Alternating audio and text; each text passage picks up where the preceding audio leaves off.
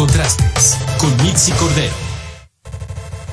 Vamos a Contrastes en este espacio, a quien le agradezco, pues estos minutos con el auditorio de Mega Noticias. Francisco Chuc Plasencia, te pido una disculpa, líder nacional del Movimiento Nacional para la Tierra. Gracias, Francisco, por estar con nosotros. Muy buenas tardes, es un gusto estar aquí. Muchísimas gracias. Bueno, el tema que estamos tocando el día de hoy, aunque no es nuevo para Mega Noticias, lo cierto es que este rezago que existe para aquellas familias que pretenden regularizar su tierra y que se enfrentan a diferentes situaciones, a diferentes obstáculos, tienen una falta de certeza jurídica, pero me gustaría conocer contigo un poco el panorama de manera general. ¿Cuáles son estos obstáculos a los que se enfrenta una mexicana, a los que se enfrenta un mexicano para poder tener esta regularización? Claro, mira, fíjate que México es un país muy complejo. Estamos hablando de que el territorio nacional de México son 196 millones de hectáreas, o en kilómetros, 1.96 millones de kilómetros cuadrados, ¿no? Ahora, ¿cuál es una de las cuestiones importantes a tener en cuenta en esto? La Constitución prevé 3 tipos de propiedad en el país: la propiedad privada, la propiedad pública y la propiedad social. Esto es muy importante tenerlo en cuenta porque producto de la reforma agraria, de la lucha revolucionaria y de la Constitución de 1917, se crea en el país una potente propiedad social que implica que 103 millones de hectáreas, o sea, más de la mitad del territorio nacional, es propiedad social, son ejidos y comunidades. Y entre la propiedad privada y la propiedad pública, pues es el resto del territorio, ¿no? Entonces, bueno, ¿qué nos sucede? Que hay una transformación, primero de propiedad rural hacia propiedad urbana, propiedad industrial, muy importante en las últimas décadas. Entonces, muchos poblados que eran rurales y que eran de naturaleza ejidal y comunal pasaron a ser tierras urbanas, y bueno, en muchos de estos casos están todavía en situación irregular porque siguen siendo legalmente ejidos y comunidades. En otros casos nos encontramos con que en el terreno de la propiedad privada y la propiedad pública hay una gran indefinición.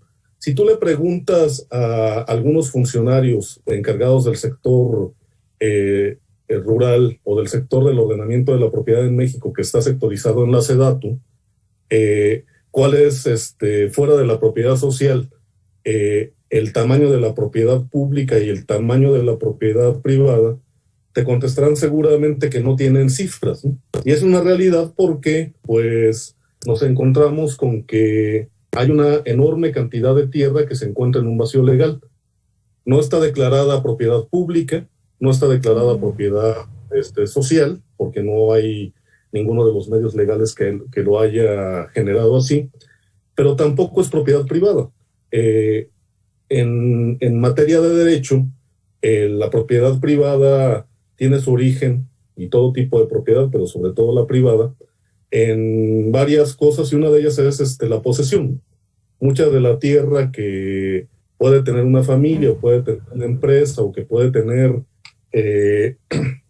cualquier individuo, pues media en origen el tema de poseerla primero, de tenerla bajo dominio, y después de cierto periodo, pues en la legislación civil, es decir, después de 5 años de posesión pública, pacífica, continua y de buena fe, se adquieren los derechos de propiedad y se tiene que tramitar entonces juicio para que se apliquen las figuras que contempla la ley. Normalmente es los juicios de prescripción lo que aplican, ¿no? O de mala fe hasta 10 años, ¿no? Pero bueno, eso es en el caso de que no haya alguna interferencia o de que no se encuentre después que es propiedad pública, ¿no? Y bueno, luego tenemos también una diferencia muy grande con el tema de los terrenos nacionales. Ahí tiene que mediar una declaratoria del gobierno para que se declare un terreno nacional. Hay muchos terrenos que no están declarados y que necesita seguirse el procedimiento Y obviamente, pues después de que es declarado nacional, el gobierno tiene la opción de adjudicarlo al sector público para obras y acciones que requiera el bien común, o enajenarlo a los poseedores que estén ahí. Ese es otro de los orígenes donde podría acreditarse la propiedad. Bueno, en esta circunstancia, pues nos encontramos con que no hay un programa y un plan que ayude a delimitar debidamente, primero incluso estadísticamente, qué es propiedad social y qué es propiedad privada. Tenemos un serio problema con los catastros al respecto, y eso tendría que resolverse mediante el mecanismo de regularización. Ahora, en la parte del sector social, que también existe un mundo de problemas, bueno, eso ya no es una jurisdicción de la legislación civil ordinaria, esto ya es un tema exclusivamente del sector agrario, y en términos jurídicos, pues sería competencia del Tribunal Agrario, sería esa su jurisdicción. Las instituciones encargadas de los temas en el terreno de la propiedad social, que como te decía es muy importante porque estamos hablando de que más de la mitad del territorio nacional se encuentra ahí, ubicada en esa naturaleza jurídica, pues opera, ya te decía, el Tribunal, la Procuraduría, el INSUS, el Registro Agrario Nacional. Es decir, estas serían las dependencias que están sectorizadas en la SEDATU, en la inmensa mayoría, para poder ayudar a regularizar y delimitar. Últimamente, pues lo único que tenemos es el INSUS, que lo que hace es que emite expropiaciones sobre propiedad social para adjudicarlas a los poseedores irregulares en zonas urbanas. Estamos hablando aquí de terrenos de naturaleza ejidal o comunal. Tenemos hoy lo que le llaman el RAJA, que es lo que antes fue el PROCEDE, ¿no?, que se aplicó después de la reforma del 27, durante el gobierno de Ernesto Zedillo, y pues se supone que su objetivo era medir, delimitar y regularizar la tenencia de la tierra, inscribirla en el RAN y emitir los certificados correspondientes.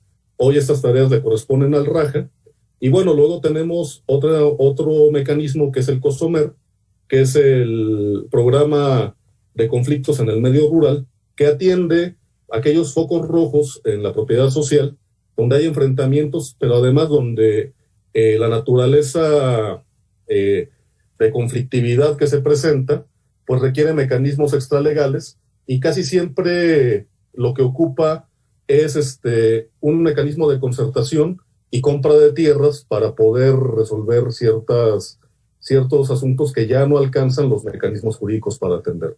Estas serían, digamos, el abanico de herramientas que se tiene, ¿no?, en el tema agrario. De herramientas, pero al final del día sigue sonando complejo, Francisco. Es decir, no todas las personas tienen acceso a esta información que nos acabas de dar, que es importantísima que el público que nos ve de Mega Noticias lo conozca, sepa a quién recurrir, cuáles son los procesos que se deben de hacer, porque en muchas ocasiones estos largos procesos que se tienen, que en muchas otras ocasiones se convierten en largos litigios, pues también ponen en un aprieto a las personas, que afecta al final del día el derecho a la propiedad, como en el caso de algunos ejemplos que podemos dar, de donaciones, herencias o incumplimiento del pago de una hipoteca. Déjame escuchar este audio que tenemos y déjame hacerte también una pregunta. Vamos a escucharlo. Simplemente un proceso civil hipotecario tradicional dura 5 años de litigio. Francisco, tú me mencionabas varias dependencias, entre ellas los tribunales agrarios, entre ellas la Procuraduría Agraria, pero yo te preguntaría, ¿todas estas, más las que tú mencionaste, están funcionando como deben de funcionar? Fíjate que ese es un tema interesante. A ver, tenemos un problema que nosotros le hemos dicho de disolución de las instituciones agrarias. ¿Qué está pasando? Ya desde hace varios años, en el caso del tribunal, por ejemplo, que es la instancia que impartiría justicia ante litigios, por ejemplo, esto que se escuchaba mencionar al director del Infonavit, sobre que obviamente no es su competencia, pero, por ejemplo, si es propiedad social, si son tierras ejidales o comunales, la jurisdicción que les tocaría sería el tribunal. ¿Qué tipo de juicios se desahogan ahí? Bueno, pues los mismos juicios, el sucesorio, por ejemplo, que era el que comentaba, cuando quedan intestados, fallece alguien y no deja testamento o lista de sucesores, en el caso de los ejidos y las comunidades, pues va a tener que ser un juicio sucesorio, un testamentario. Eso se tiene que ver, en el caso de la jurisdicción agraria, en el tribunal agrario unitario que le corresponda, pero aquí, ¿con qué nos encontramos? Alrededor del 40% de los tribunales unitarios agrarios del país, que es a los cuales la gente tiene que recurrir, se encuentran sin titulares. No hay magistrado del tribunal unitario, entonces se encuentran cerradas sus instalaciones y en muchos de los casos son atendidos los asuntos y los expedientes que están ahí por otros tribunales que asumen las tareas y los expedientes de ese tribunal ante la falta de nombramiento de magistrados y falta de funcionamiento de los unitarios. Son muy pocos tribunales unitarios, por cierto. ¿Y de quién depende la asignación de estos magistrados? ¿Por qué están detenidos? Pues simple y sencillamente esa es una decisión que tiene que tomarse por parte del Poder Ejecutivo en coordinación con el Tribunal Superior Agrario, y no se nombran porque lo que aducen es que muchas personas y magistrados o candidatos que pueden tener las competencias no quieren asumir por las malas condiciones que se tienen en el sector, ¿no? Entonces, y además porque hay una política de austeridad, claro, donde falta personal, faltan recursos, faltan peritos, faltan los elementos necesarios para el desarrollo de sus tareas.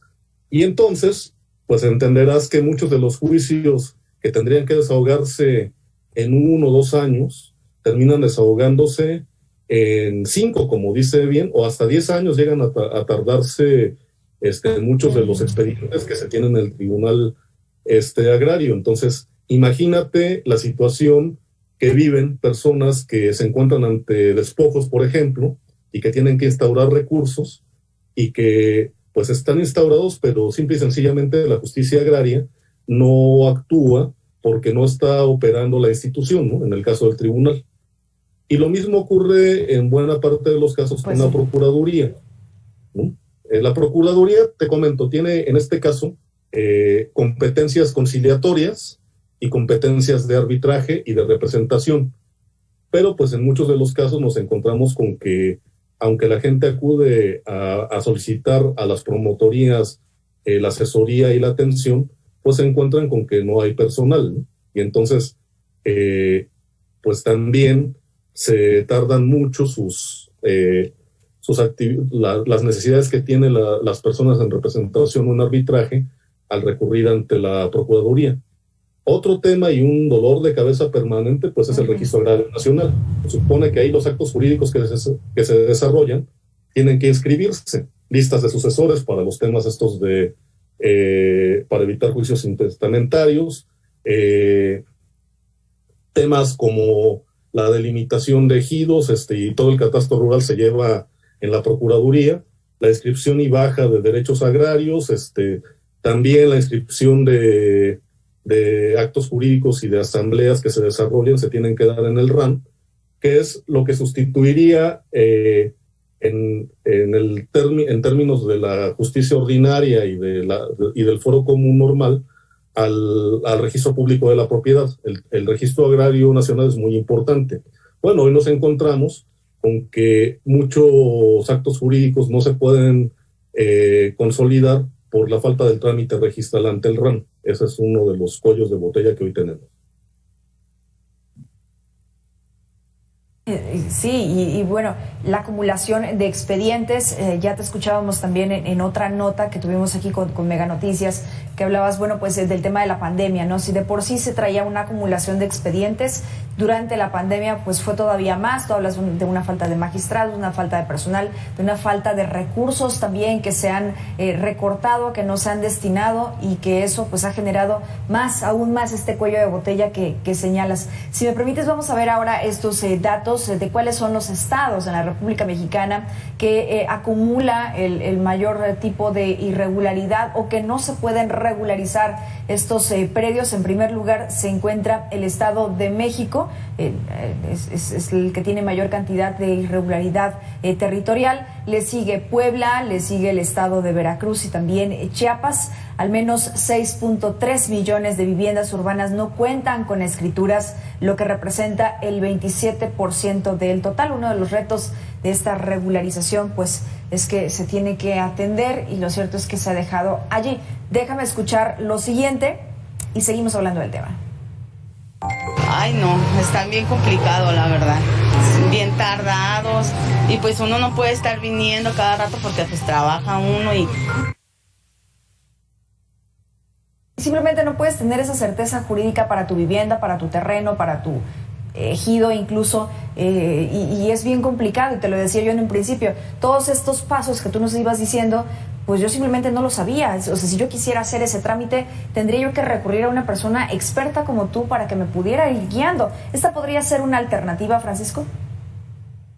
Mira, yo creo que efectivamente hay despachos en lo privado que atienden eso, pero como se trata de problemas de naturaleza social, la persona que ustedes entrevistan, pues es de una colonia popular, como una gran cantidad de poseedores de lotes urbanos que no tienen certeza jurídica.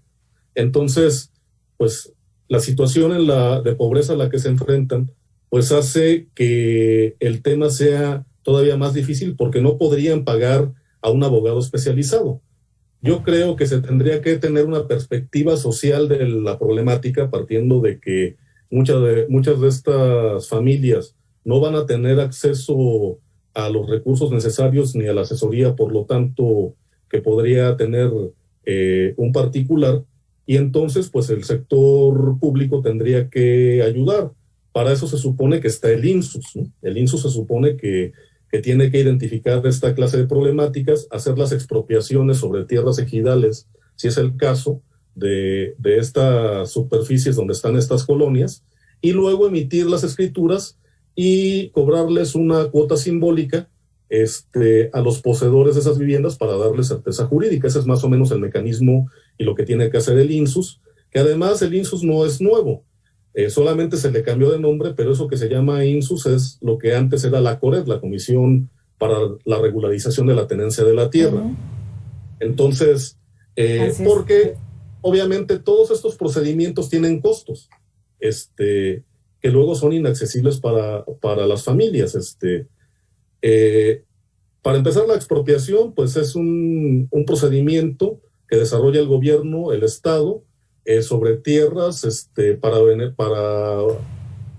tiene como objetivo la utilidad social, la utilidad pública. Entonces tienen que hacer la expropiación, y obviamente cuando se expropia está obligado el gobierno a pagarles a los dueños el valor de la tierra, ¿no? Y una vez expropiadas esas tierras, es como el gobierno tiene la obligación, en el caso del INSUS, de emitir escriturarles, que eso tiene un costo también de trámites registrales y notariales, para que esas familias tengan acceso al título de propiedad, y con eso tener certeza jurídica. Esa sería más o menos la ruta que tiene el INSUS para regularizar. ¿Qué está sucediendo con el INSUS? Pues seguramente lo que está ocurriendo con la Procuraduría Agraria, con el Tribunal y con el RAN. Necesita recursos para expropiar porque tiene que pagar la tierra, ¿no? O sea, la tierra no se la van a regalar al INSUS, aunque la expropie, está obligado el gobierno a pagar esa tierra a los propietarios, a los que tengan el título, ya sean ejidatarios, comuneros o propietarios privados. Y luego tiene que correr el costo de la medición de las posesiones que tiene la gente, y la expedición de las escrituras. Entonces, simple y sencillamente, pues se tiene que hacer, desde mi punto de vista, lo más correcto es un censo de todas estas propiedades irregulares que se tienen, y entonces generar un programa con reglas de operación claras y accesibles para hacer este trámite y escriturar, con todo esto que te acabo de comentar al final, y pues eso requiere presupuesto y requiere de que el gobierno se lo solicite a la Cámara de Diputados dentro de la suficiencia presupuestal a la hora de generar el presupuesto cada año. Esto no ha ocurrido, se ha venido con la política de austeridad quitándoles recursos. Entonces, lo que estamos pagando actualmente en buena parte de los casos en el sector agrario es el costo de la burocracia, ¿no? El costo del gasto corriente del tribunal, del INSUS, del RAN, pero no se está pagando los programas ni la atención que es el objeto de esa burocracia. Me explico. Hoy estamos pagando solo burocracia, pero no hay acciones, o las acciones son tan limitadas que no están ayudando. Entonces, cuando no hay certeza jurídica y cuando no hay instituciones que se encarguen de arbitrar o de aplicar la justicia y la ley, pues te encuentras en una situación de ley de la selva, ¿no? Donde pues es la ley del más fuerte. ¿Qué puede pasar con estas familias? Que llegue otro particular y los desaloje, ¿no? O llegue el crimen organizado, como ha ocurrido en las comunidades de Sinaloa, de Guerrero, y les dicen, ¿saben qué? No los queremos aquí, y los desplacen y los corran de ahí, y entonces ya ni siquiera es un tema jurídico, también es un tema de seguridad al que se están enfrentando las familias, pero que tiene su origen en esta situación de falta de certeza jurídica e irregularidad de la tenencia de la tierra. Entonces, por eso es muy importante que se revierta esta disolución de las instituciones agrarias, y esto tiene que ser con políticas públicas que fortalezcan al sector, que fortalezcan al RAN, que fortalezcan al INSUS, que fortalezcan al tribunal, a la Procuraduría Agraria, y que creen instrumentos y programas que ayuden a que se regularice de una u otra manera la tenencia de la tierra, que hoy pues es un grave problema que no es de ahora, es un problema que se viene arrastrando de muchas décadas, pero que sin embargo es un obstáculo para el desarrollo del país y para la tranquilidad de las familias. Uh-huh. Sí, esta certeza jurídica de la que se menciona mucho, digamos, esta frase, pero es cierto, muchas familias han padecido por esta situación, siguen padeciendo por esta situación, y tú mencionabas, sí, generalmente son zonas marginadas, generalmente son zonas pobres, y que entendemos por pobreza, no solamente que no tienen acceso a la alimentación, también no tienen acceso a servicios públicos, no tienen acceso a la salud, y pasa exactamente lo mismo cuando tienes el IMSS, por ejemplo, ¿no?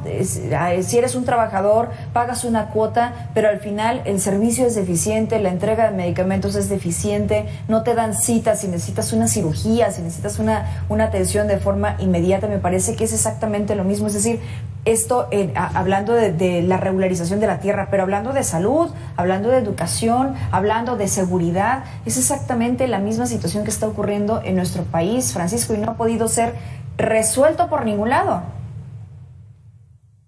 Claro, yo creo que hoy tenemos que levantar la voz, tenemos que buscar que las autoridades, los representantes populares atiendan esta problemática. Finalmente, por ejemplo, si el problema son recursos y falta de programas, pues eso es una facultad en el tema presupuestal de la Cámara de Diputados también. Los diputados, que se supone que tenemos 500, tendrían que tomar cartas en el asunto para atender los problemas de sus distritos y buscar que cada año que se apruebe el presupuesto se le asigne presupuesto a las necesidades del distrito, y muchas de estas cuestiones tienen que ver con este tema de la regularización de la tenencia de la tierra.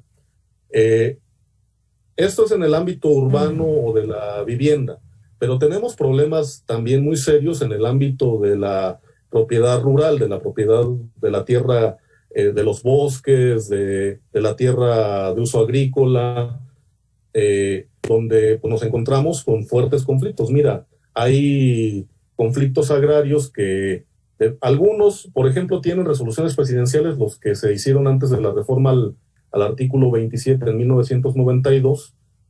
Hay otros que tienen sentencias del tribunal, y simple y sencillamente, ¿por qué prevalecen los conflictos?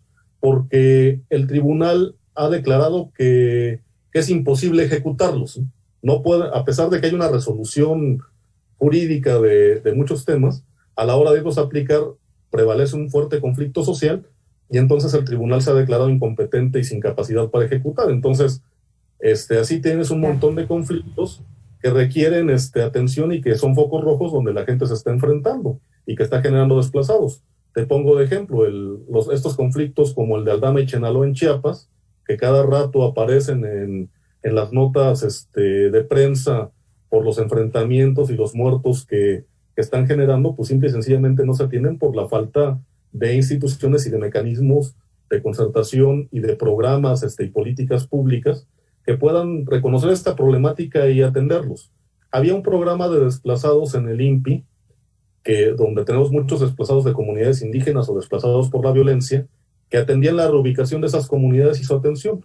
Hoy esos programas han desaparecido. Entonces, es muy importante que se discuta la política pública y se busque que haya una regularización. Yo creo que también se requiere una actualización del marco jurídico para hacer más ágil y accesible, en función de las realidades que enfrenta el país, el acceso a la justicia y a la ley para la regularización, porque esto tiene que ver con cosas como que el Tribunal Agrario, por ejemplo, la justicia agraria, no es parte del Poder Judicial.